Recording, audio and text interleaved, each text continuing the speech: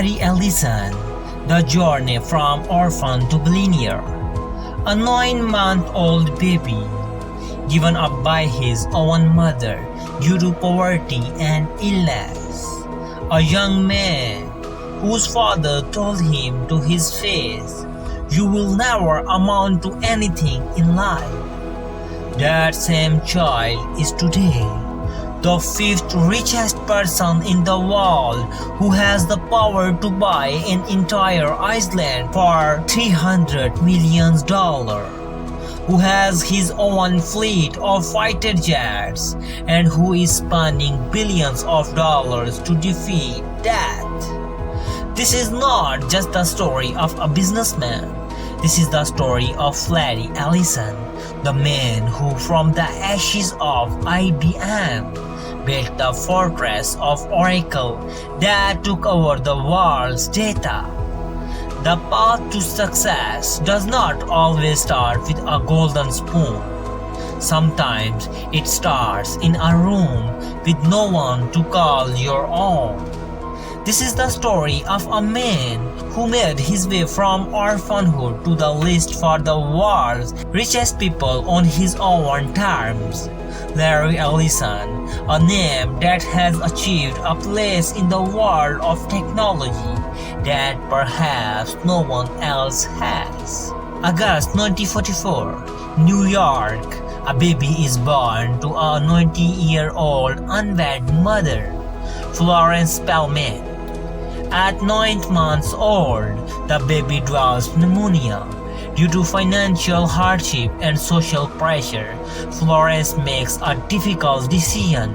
She gives her son up for adoption to her aunt and uncle in Chicago. Larry did not know he was adopted until he was 12 years old. This revelation created a rebellion in his personality that forced him to always prove himself. Larry's foster father, Louis Ellison, was a tough man.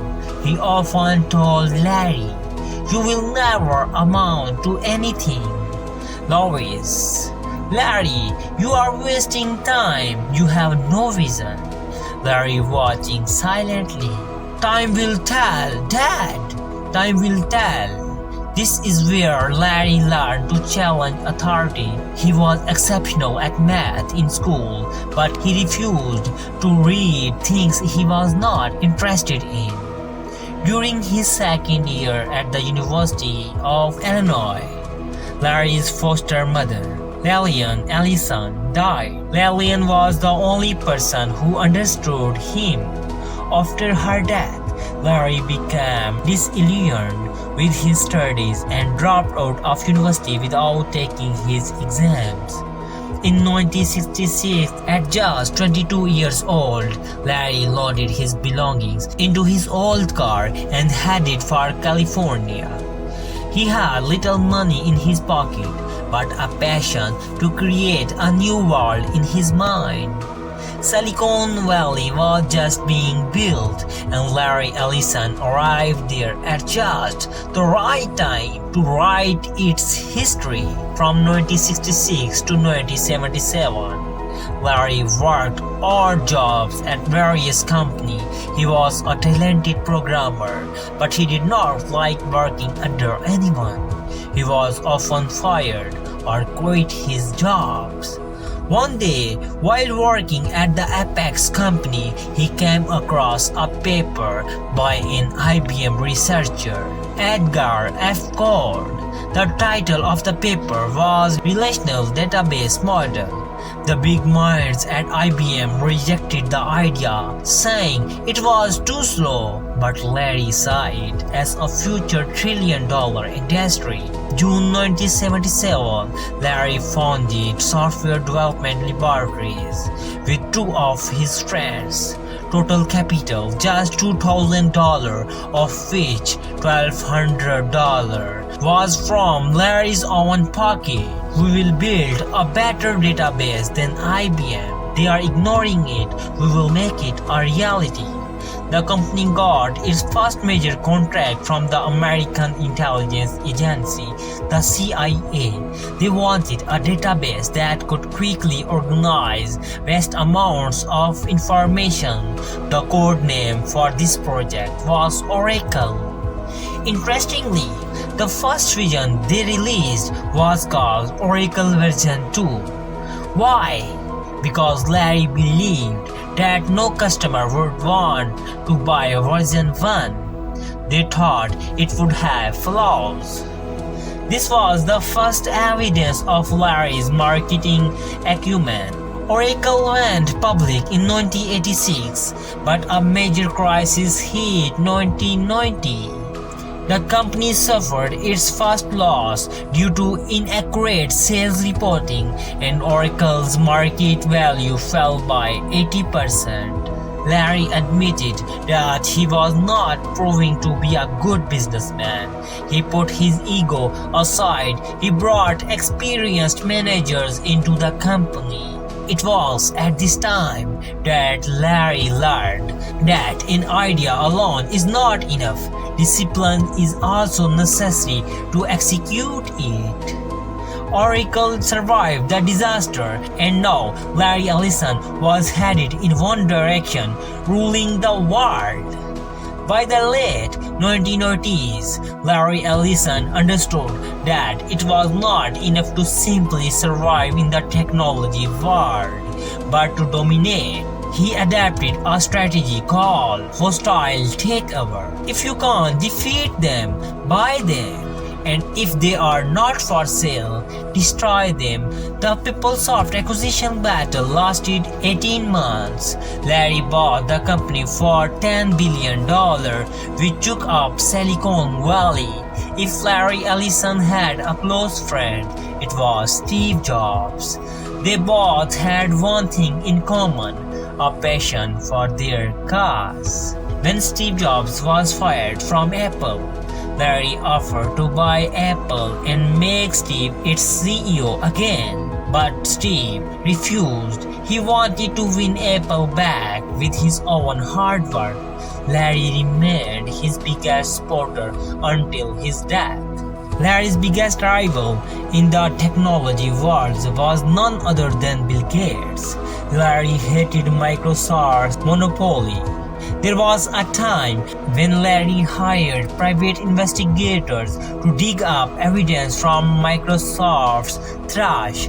They could expose their illegal business practices. For Larry, business was not just about making money, it was a war. When the dot-com era came, Oracle's database became a requirement for every major website. Whether it was Amazon or eBay, everyone was using Oracle. Larry saw early on that cloud computing was the future. Although he initially scoffed at it, he quietly began to move Oracle to the cloud, which has kept Oracle relevant to this day.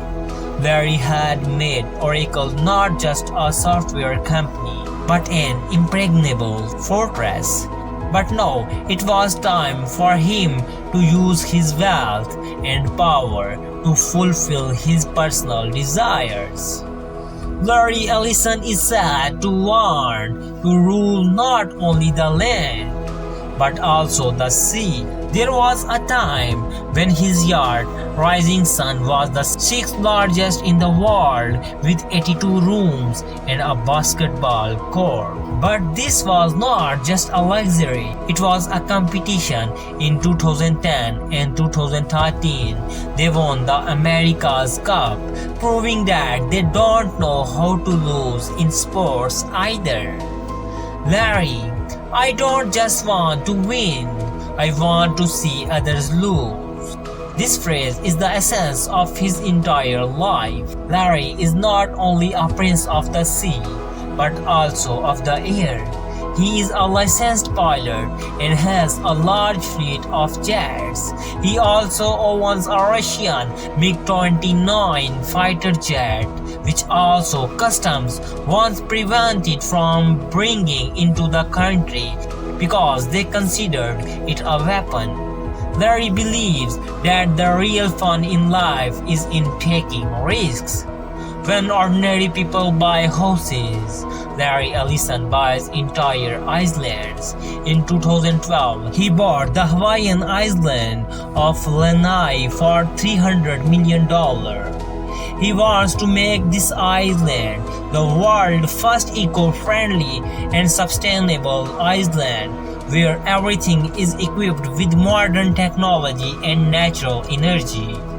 Larry loves Japanese culture and architecture. He built a 200 million home in California that looks like the palaces of 6th century Japanese emperors.